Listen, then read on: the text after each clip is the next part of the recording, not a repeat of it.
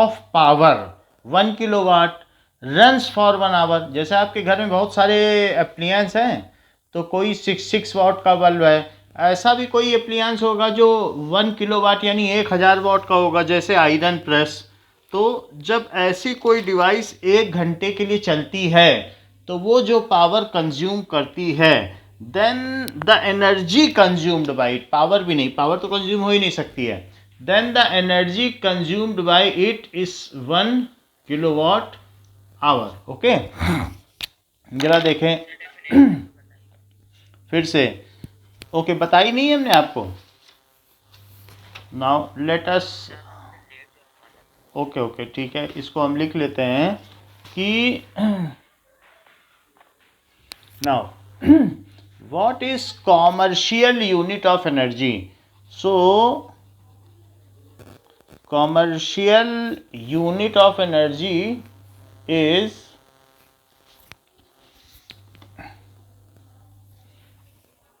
unit of energy। जिस commercial का मतलब है कि सरकार जिसमें एनर्जी बेचती है उसको कॉमर्शियल यूनिट कहते हैं, जिसका हम पैसा देते हैं। इलेक्ट्रिसिटी बिल है तो वो कॉमर्शियलाइज कर दिया उसने कि भाई इतने यूनिट आप यूज़ कर रहे हो, इतने यूनिट का मतलब है इतने kilowatt our.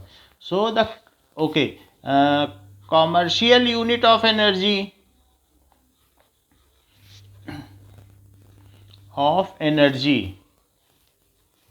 is kilowatt hour, kilowatt hour, और इसको यूनिट्स भी कहते हैं, it is also called units. So 1 kilowatt hour को 1 यूनिट कहते हैं, 1 kilowatt hour it is equal to 1 unit, and for 1 unit we have to pay. जो government है उसको हमको 1 यूनिट के लिए 10 रुपये पे करना पड़ता है, और 200 यूनिट तो घरों में चली जाती है, जितना भी एक कंज्यूम हो जाती है, तो 2000 रुपये बिजली का बिल तो आता ही है। अब जरा देखें कि 1 किलोवाट आवर कितना होता है। माही रिपीट करो, what is 1 kilowatt our, do you know it?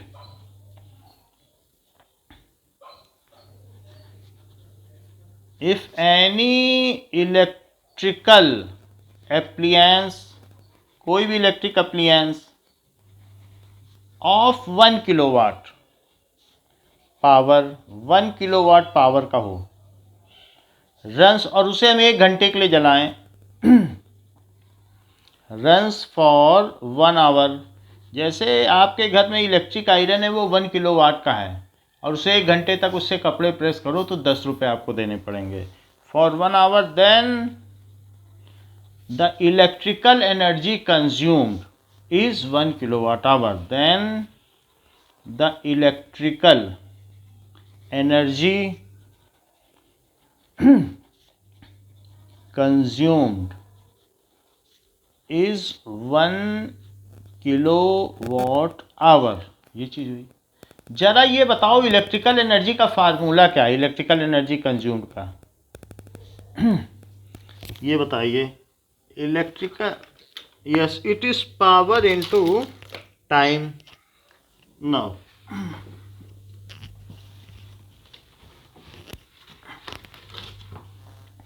so electrical energy consumed is equals to power into time। ये बताइए कि किस पावर का एप्लियंस आपने लिया है, उसकी पावर कितनी है। क्या 1 किलोवाट यह उसकी पावर है? चेक करो, 1 किलोवाट पावर कोई चलाया कि नहीं आपने, और कितनी देर के लिए चलाया, क्या 1 आवर, तो कितनी इलेक्ट्रिकल एनर्जी कंज्यूम्ड हो जाएगी, 1 kilowatt our. 1 kilo per hour नहीं, ये तो इनटू में है, पर तो तब होता जब स्ट्रोक होता, जब डिवीजन होता। 1 किलोवाट आवर, ये ओके।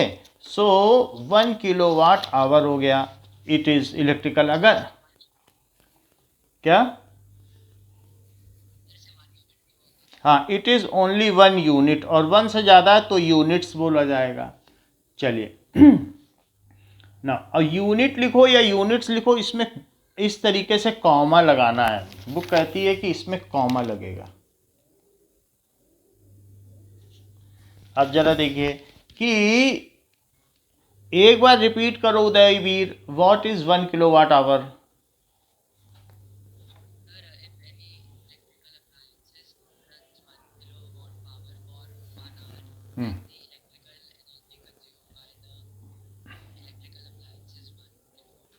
माही रिपीट करो, थोड़ा सा फ्रेमिंग में गड़बड़ हुआ है। माही रिपीट करो।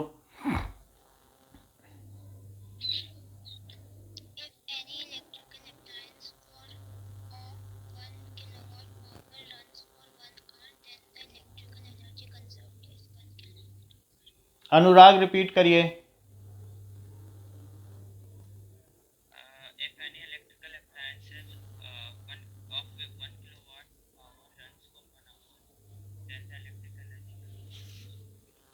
अच्छा, ये तो हो गया 1 kilowatt our. Convert 1 kilowatt our into joule. जब ये एनर्जी की यूनिट है तो इसे जूल में भी कन्वर्ट किया जा सकता है, क्योंकि एनर्जी है ना ये। हाँ, सो क्वेश्चन पूछा जा रहा है convert 1 kilowatt our into joule. So 1 kilowatt our it is equals to 1 kilowatt into 1 hour। 1 kilowatt को क्या 1000 वाट लिखा जा सकता है, और 1 आवर को क्या काल लिखा जा सकता है, क्या 36? हाँ, 3600 सेकेंड्स। अच्छा, वाट को क्या लिखा जा सकता है, क्या joule per second? Joule per second ही होती है, यानी वर्क डन अपॉन टाइम, वही तो पावर होती है, उसी को तो वाट कहते हैं। तो वर्क डन अपॉन टाइम, और इट इज 3600 सेकेंड। तो सेकेंड से सेकेंड कट गया, और जो चीज़ आ गई दैट इज 3630 और 20 1 2 3 और 20, ये इतने जूल, दिस मच जूल आ गया। अब देखिए कि 1 2 3 4 5 6 3.6 इंटू 10⁻6 जूल। तो 1 kilowatt hour is equal to 3.6 into 10⁻6 joule. ठीक है, it is the unit which is used in households. मान लीजिए एग्जाम्पल 11.9 कि इलेक्ट्रिक बल्ब हमारे घर में 60 वाट का है और वो 6 आवर रोज चलता है, तो 30 दिन में कितना चलेगा? इन्होंने कहा energy consumed in 1 day by bulb, एक दिन में कितना चलेगा। सो 60 वाट का बल्ब है, so 60 watt bulb runs for 6 hour per day. तो हमें इलेक्ट्रिकल एनर्जी कंज्यूम चाहिए, तो पावर क्या है?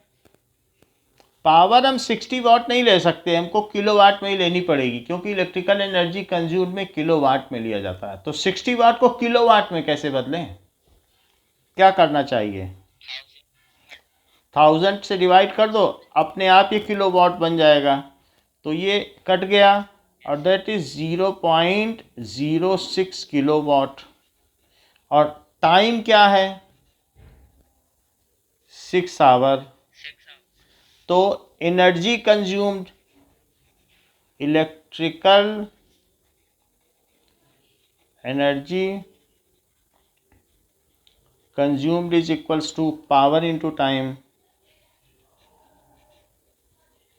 तो जो बल्ब है 0.06 किलोवाट का है, और it is running for 6 hour, तो 6 से 6 में मल्टीप्लाई कर दो, तो 0.36, 2 डिजिट पहले डेसिमल है, और ये किलो वाट आवर, या फिर 0.36 यूनिट्स, लेकिन इसमें ऐसे कॉमा लगाएगा जाएगा।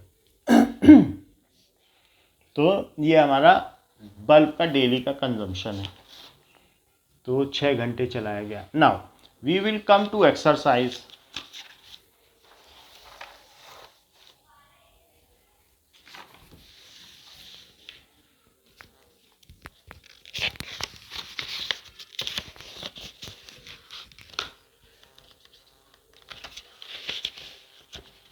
ओके,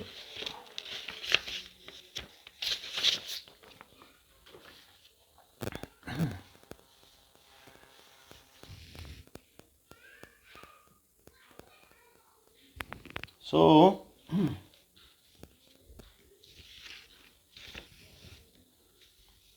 थर्ड क्वेश्चन देखिए एक्सरसाइज का।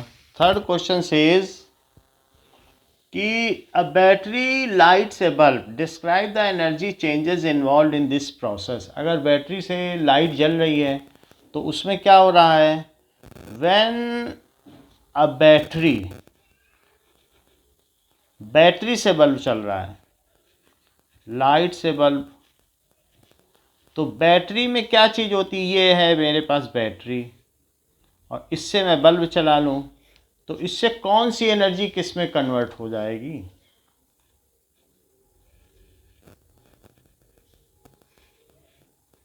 सो then chemical energy of battery, chemical energy of battery किस में कन्वर्ट होगी Kartik, chemical energy?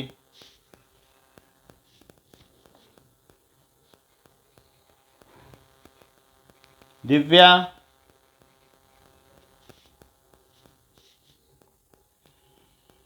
So it is converted into electrical energy.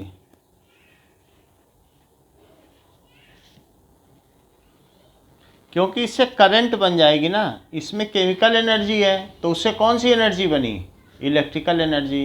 And then into, then it is converted into light and heat energy. Light तो निकलेगी और उस bulb को छूने पे हीट भी लगेगी, एंड हीट एनर्जी। आप देखिए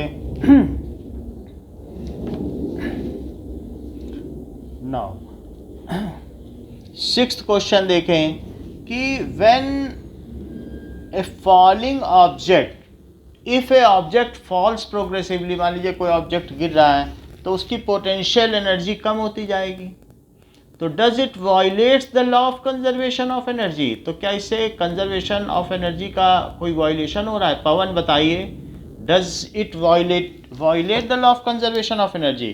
कोई चीज़ अगर गिर रही है ऊपर से, सो ये है, तो पहले इसकी सबसे ज़्यादा पोटेंशियल एनर्जी है लेकिन धीरे धीरे कम होती चली जा रही है, तो माही टेल, इज इट वायलेटिंग और not?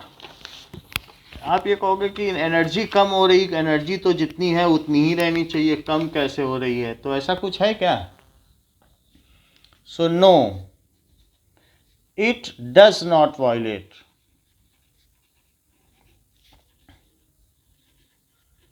The law of conservation of energy. क्यों? क्योंकि एनर्जी को समाप्त नहीं किया जा सकता है, न क्रिएट किया जा सकता, neither it can be created nor it be destroyed, however it can be converted from one form to another, so it does not violate the law of conservation of energy. Here on falling, जब ये गिर रही है, potential energy is getting converted into kinetic energy.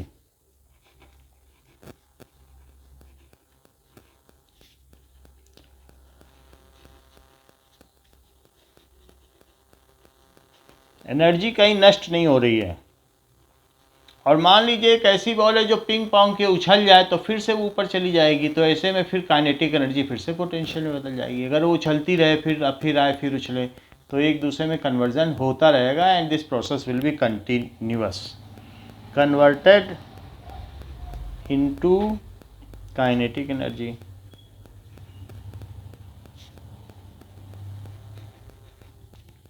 Now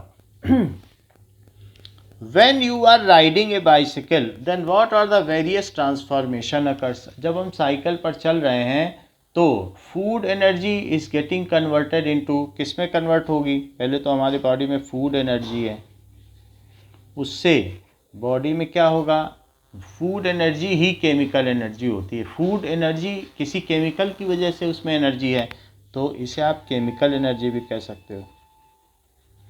chemical energy उसी से convert होगी heat energy. तो जो बॉडी में हीट आएगी तो मसल्स उससे पावर लगाएंगी और उसके बाद वो किस में कन्वर्ट हो जाएगी, क्या काइनेटिक एनर्जी, तो काइनेटिक एनर्जी में कन्वर्ट हो जाएगी। Now 8th question, does the transfer of energy takes place when you push a huge rock with all your might and fail to move it. अगर आप एक बड़े से पत्थर को खिसका रहे हो but you fail to displace it, तो ऐसी स्थिति में क्या होगा कि what is the energy spend is going on, तो क्या transfer of energy takes place. आप एक बहुत बड़ा पत्थर लो और उसको खिसकाने की कोशिश करो, so with your all might, ऐसा करने पर भी आप इसे खिसका नहीं पाओगे। So where has your energy gone, so we can not displace a huge rock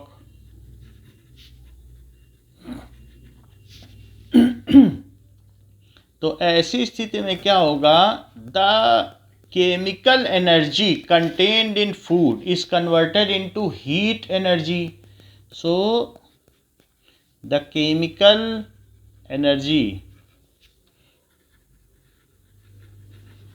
contained in food, food का मतलब यहाँ ग्लूकोज भी हो सकता है, इज कन्वर्टेड, कब हीट में होगी, converted into heat energy during our muscular workout.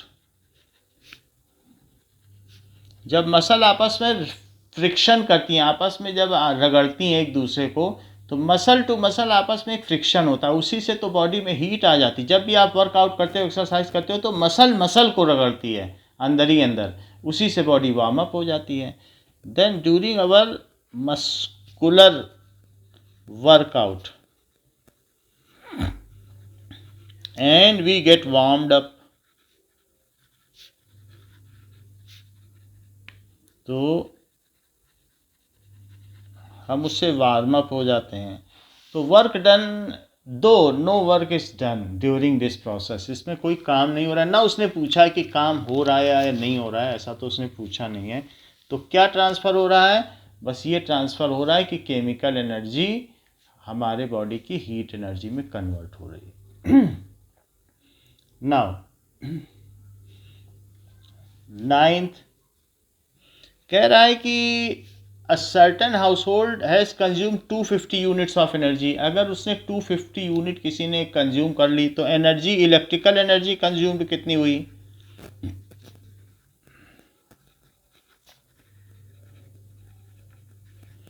इस 250 यूनिट, कह रहा है कि 250 यूनिट्स अगर उसने कंज्यूम कर ली, सो ये कितने जूल हैं।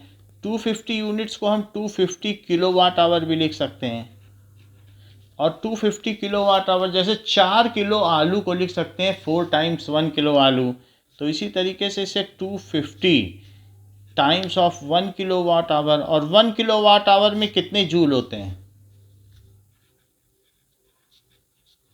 क्या 3.6 into 10 to the power 6 joule होते हैं, this much joule is there.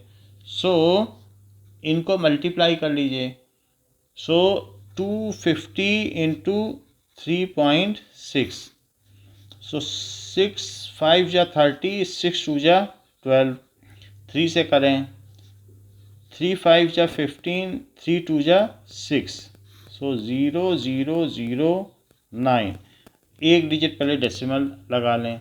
सो इस तरीके से 900, इससे 900 आ गया, और into 10 to the power 6 joule, ये 2 0 को भी उधर ही ट्रांसफ़र कर दें, तो 9 into 10 to the power 8 joule. तो अगर अब किसी ने इतनी एनर्जी कंज्यूम की है 250 यूनिट, तो उसे 2500 रुपये देना पड़ेगा, क्योंकि एक यूनिट की कीमत 10 रुपये होती है। The rate of 1 unit is 10 रुपी जोधपुर विद्युत निगम में। तो 250 यूनिट्स में 10 से मल्टीप्लाई कर दो। लेकिन कितनी एनर्जी कंज्यूम हुई जिसका आप पैसा पे कर रहे हो, इतना एनर्जी आपने कंज्यूम किया है। अब देखिए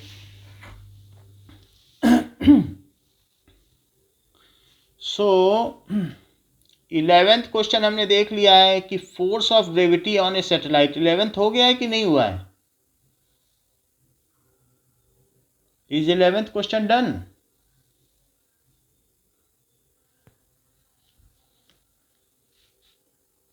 एम आई ऑडिबल?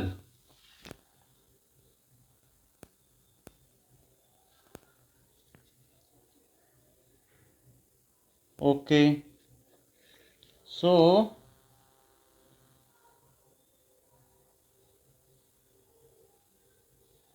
now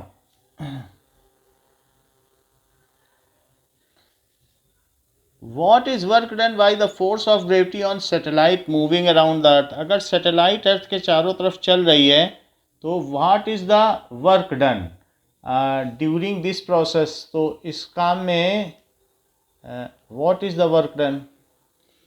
तो जब सैटेलाइट चल रही है, ये सैटेलाइट है, दिस इज अर्थ, तो ये इधर चल रही है और इस पर फोर्स इधर लग रहा है। So when force of gravity is, जो उधर डिस्प्लेसमेंट कभी भी नहीं हो रहा, इनके बीच की डिस्टेंस वही है। So the displacement is taking place perpendicular to applied force, so no work is done.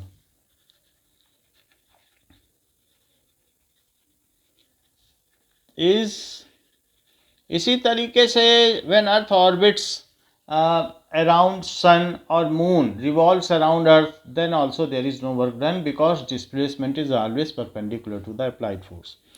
Moon is also a natural satellite of earth, so displacement is taking place perpendicular to force exerted by earth, so no work is done. इसलिए कोई काम नहीं हो रहा है, no work is done. Next is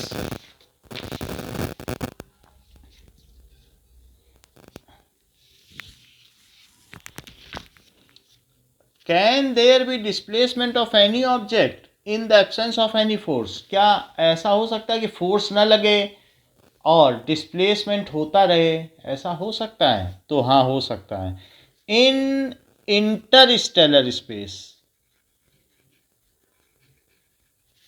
एक ऐसा space जहां पर free from any planets and star, कोई भी वहां पर बाहर में सेलेस्टियल बॉडी ना हो, मतलब कोई भी ना, कोई तरीके का प्लैनेट ना हो, कुछ भी ना हो, इन वहाँ दूर दूर तक कुछ ना हो, कोई ग्रेविटी ना हो। Absence of any planet where there is no celestial body, कोई आकाशीय पिंड ना हो।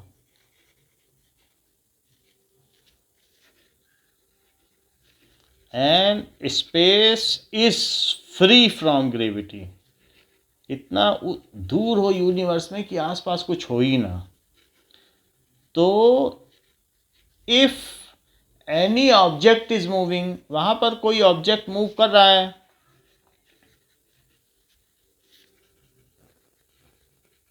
Then it will keep on moving it will keep on moving due to inertia of motion. inertia भी कई तरीके के होते हैं, inertia of rest, inertia of direction and inertia, लेकिन अगर चलती हुई चीज़ है तो चलती ही रहेगी, ये inertia of motion है। due to inertia of motion in absence of any force, जब वहाँ कोई किसी तरीके का कोई दूसरी सेलेस्टियल बॉडी नहीं है तो ग्रेविटी उस पर कौन लगाएगा? वो अकेले बस चलता चला जा रहा है, आसपास कोई है ही नहीं, और वो भी एक बिल्कुल यूनिफॉर्म मोशन में चलता जाएगा। In absence of any force. तो यूनिवर्स में बहुत दूर, फार एट फार एंड पर शायद कोई एक ऐसा प्लैनेट हो जिस पर कोई फोर्स ना लग रहा हो, वो आराम से यूनिफॉर्म मोशन में चल रहा है, तो ऐसा हो सकता है। नाउ 14th क्वेश्चन, ऐसे ही चलता रहेगा।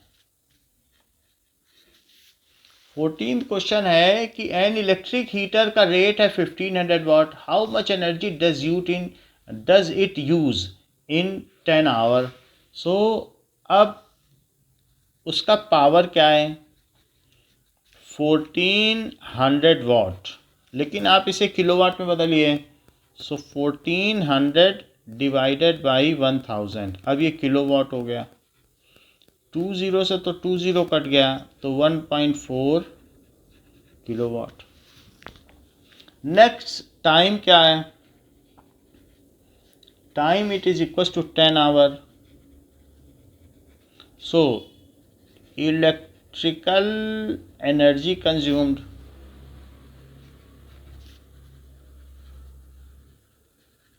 It is equals to power into time. Power है 1.4 किलोवाट और टाइम है 10 आवर, इनको मल्टीप्लाई कर लें। So this is 14 kilowatt hour. So energy consumed is 14 units. 14 units energy consume हो गई। नाउ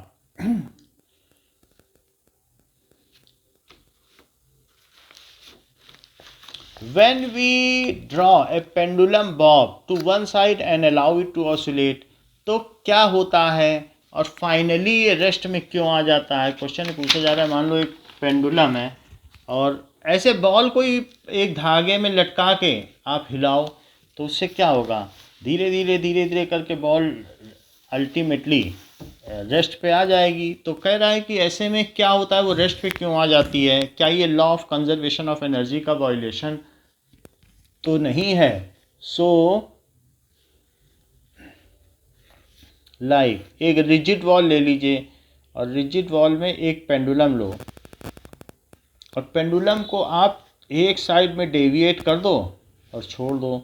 सो अल्टीमेटली ये इधर आएगा, फिर यहाँ से छोड़ दोगे तो इधर भी इतना ही आएगा।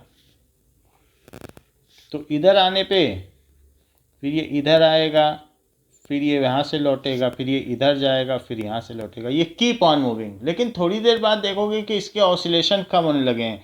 अब ये इतना नहीं आ रहा है, थोड़ा आ रहा है, फिर थोड़ा आ रहा है, फिर धीरे धीरे हिलते हिलते रुक जाएगा। तो इसका मतलब है कि इसके ऑसिलेशंस धीरे धीरे रुक जाएंगे। It eventually comes to rest. So what happens to its energy eventually. तो is it a violation of law. देखो ड्यूरिंग दिस प्रोसेस जब वो एक्सट्रीम एंड पर है तो इसके पास हाईएस्ट पोटेंशियल एनर्जी है और यहाँ इसकी काइनेटिक एनर्जी 0 है, क्योंकि यहाँ मोमेंटरीली स्टॉप हो रहा है।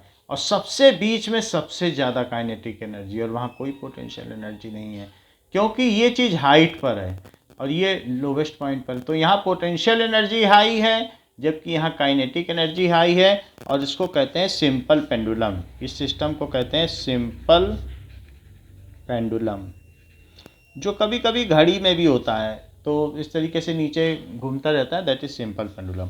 सो द ऑसिलेटिंग, ऑसिलेट करने वाला simple pendulum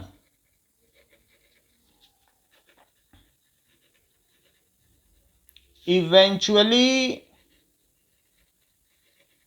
comes to rest, ये रेस्ट में आ जाएगा due to non conservative forces या ड्यू टू फ्रिक्शनल फोर्सेस, क्योंकि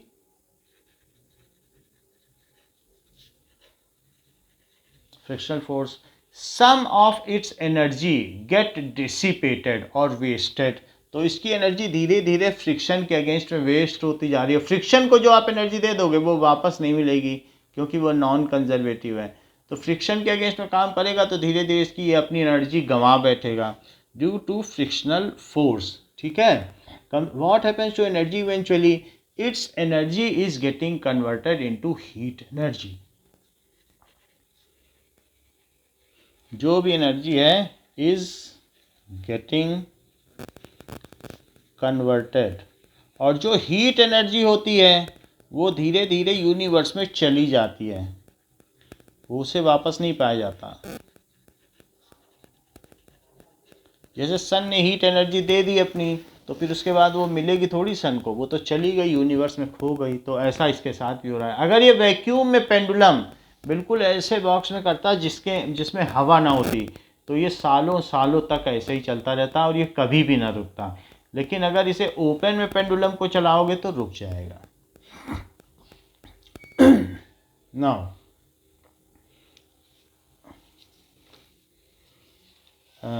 20th क्वेश्चन देखें। Find the energy in kilowatt hour consumed in 10 hours for 4 devices. 4 device 500 वाट की है। सो 4 डिवाइस है, 4 को चला रहे हो, तो टोटल पावर कितनी हो गई? कह रहा है कि मैं 4 डिवाइस ऐसे 4 बल्ब हैं 500 वाट के, तो 4 डिवाइस आपके घर में हैं और 500 वाट के, चारों एक साथ ऑन कर दिए, तो टोटल पावर कितने की है जब एक 500 वाट की है?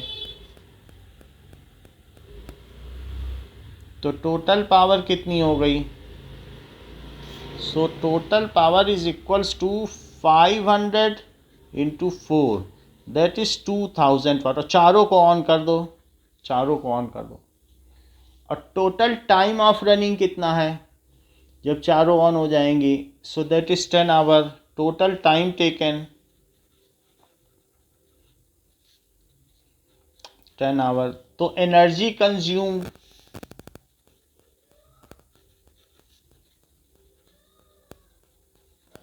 it is equals to energy consumed is equals to power into time, that is 2000 वाट को किलोवाट में बदलो, तो क्या ये 2 किलोवाट हो जाएगा 1000 से डिवाइड करने के बाद? तो इट इज़ 2 किलोवाट और टाइम है 10 hour, so it is 20 kilowatt hour. So energy consumed will be 20 kilowatt hour. Okay. 21st question देखिए कि अगर कोई चीज़ फ्रीली फॉलिंग ऑब्जेक्ट है, अगर उसको ग्राउंड पे डाल दो तो वो जब ज़मीन से टकराती है तो वो रेस्ट पे आ जाती है, तो उसकी टकराने पर उसकी एनर्जी का क्या होता है? क्योंकि पोटेंशियल से काइनेटिक में बदली, फिर ये रेस्ट पे आ गई, कहाँ गई इसकी एनर्जी? ऐसा पूछ रहा है। So while colliding with ground,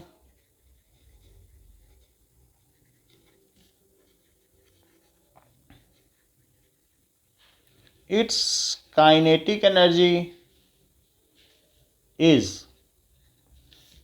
converted into sound and heat energy, क्योंकि साउंड पैदा होता है।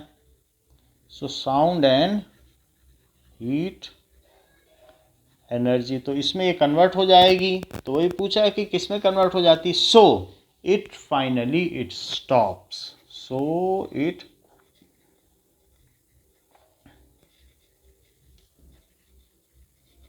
इसलिए ये रुक जाती है।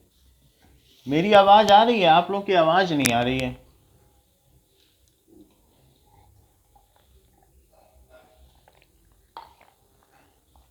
Should I disconnect or again connect, or otherwise it is okay?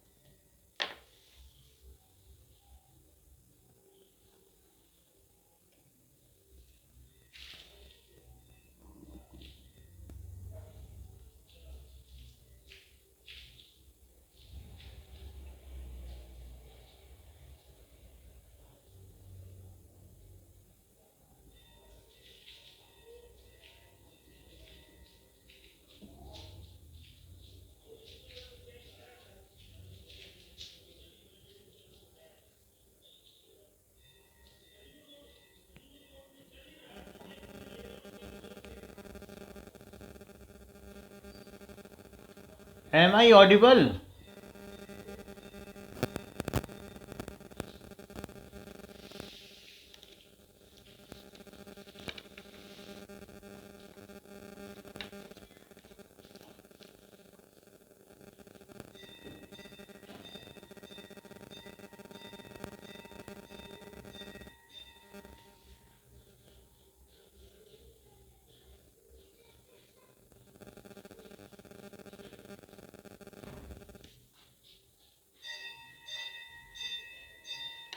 Am I audible, beta?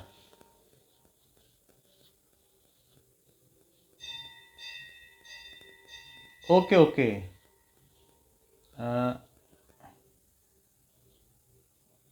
Now for today I terminate the class up to here only, okay, because I have completed this chapter. So okay.